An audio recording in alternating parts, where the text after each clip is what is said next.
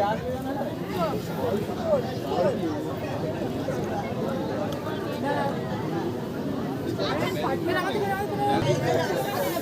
কিছুক্ষণের মধ্যে শুরু হবে বাংলার লোকগান বাউলগান।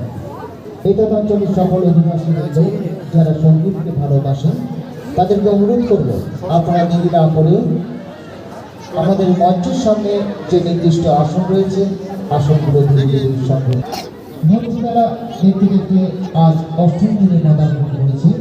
অষ্টম দিনে এই সুন্দর স্বর্ণালী সন্ধ্যায় আপনাদের জন্য রয়েছে একটি বাংলার লোকগান বাউল গান।